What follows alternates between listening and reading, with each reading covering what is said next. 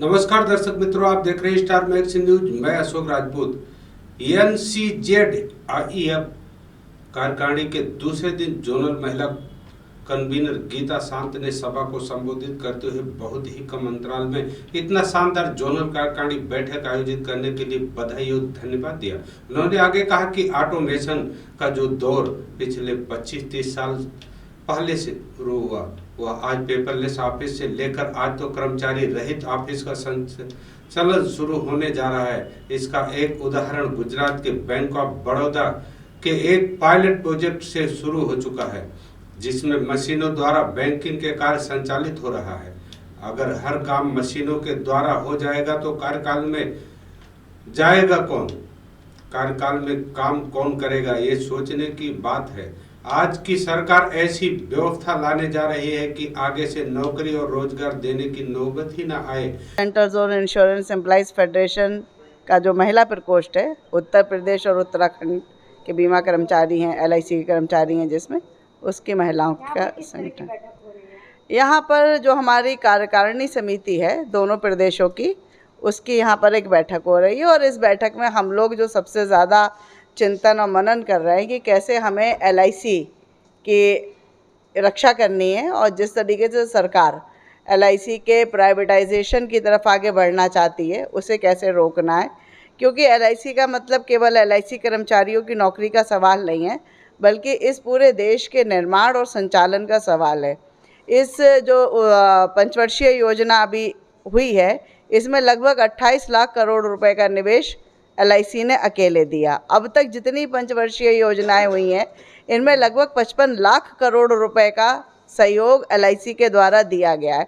अगर इस एलआईसी को प्राइवेट सेक्टर की तरफ धकेल दिया जाएगा तो सवाल ये है कि देश को बनाने और चलाने में इस पैसे की भूमिका को कहाँ से भरपाई की जाएगी।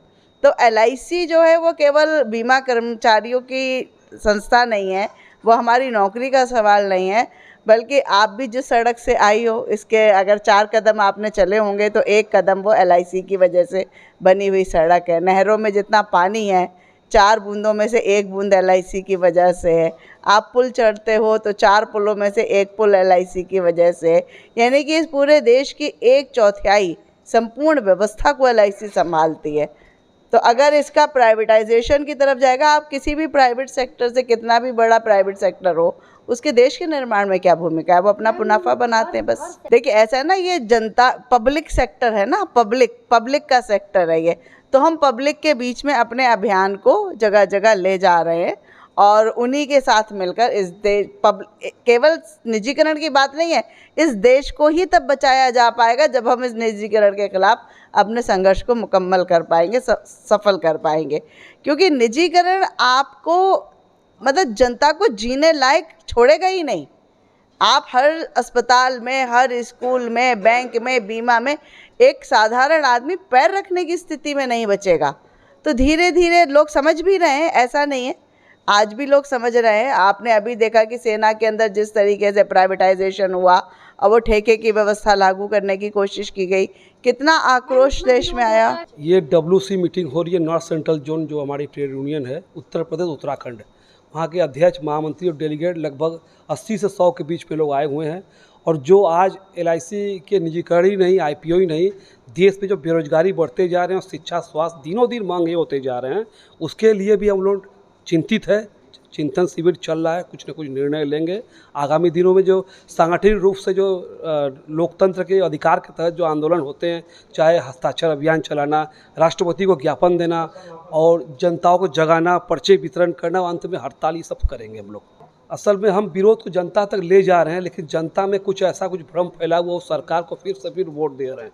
लेकिन जो हमारी लड़ाई है कि नियुक्ति मैं तो नियुक्त हूँ ही, मुझे तो सैलरी मिल रहा है, मैं तो जनता की लड़ाई लड़ता हूँ। हड़ताल भी कर रहे हैं तो मैं सैलरी कटाता हूँ अपना, क्योंकि मेरी नियुक्ति तो फिक्स है, मैं पक्की नौकरी कर रहा हूँ। लेकिन मैं आम जो बेरोजगार घूम रहे बाज़ार में, उन्हें कल को नौकरी मिले, उनकी नौकरी समाप्त न कर दिया जाए, उनकी नौकरी 4 साल न कर दिया जाए। जो सेना में करें 4 साल की नौकरी होगी, तो इस तरह की नौकरी जो अगर हर एक सेक्टर में लाएंगे, ठेका पे ले जाएंगे, वो ना हो, उसकी लड़ाई मैं लड़ रहा हूँ। हाँ, आप जनता समझ नहीं पा रहे, लेकिन मेरा काम है, जो महात्मा बुद्ध ने कहा था कि भले एक आदमी सुने चाहे 100 आदमी सुने, आप अपनी काम करते जाइए। तो मैं लगातार बारंबार इस तरह जो जमात कर लगाते हुए मीटिंग करते हुए अपनी बात बार बार कह रहा हूँ, आज नहीं सुन रहे हैं भविष्य में सुनेंगे। लेकिन एक बात जरूर है कि ये सरकार केवल चुनाव और वोट से डरती है। तो अतः इस सरकार को चुनाव और वोट में बताना ही पड़ेगा कि अगर आप जनता के साथ नहीं है तो जनता का विद्रोह भी आपको झेलना पड़ेगा, हम लड़ते रहेंगे। देखिए, हम लोग ट्रेड यूनियन के लीडर है, हम लोग तो चीज़ों को पकड़ चुके हैं कि धीरे धीरे ये सरकार एक साथ नहीं बता रहे चीज़ों को, ये धीरे धीरे धीरे निजीकरण की ओर जा रहे हैं। ये गुलामी की प्रथा समझी। हिंदुस्तान में जो 80% मिडिल क्लास है और 1% पूंजीपति है, ये मिडिल क्लास वर्ग को समाप्त करेंगे, सबको जो है कि एकदम मजदूर टाइप के बना देंगे और 1% पूंजीपति के पास 99% लोगों को पैसे चले जाएंगे, अडानी अंबानी जैसे। इसीलिए गुस्सा तो बहुत है, हम समझाने का प्रयास बार बार करें, तब अंत तक समझाने का प्रयास करें, गुस्सा बहुत है। वाराणसी से नेहा द्विवेदी की रिपोर्ट।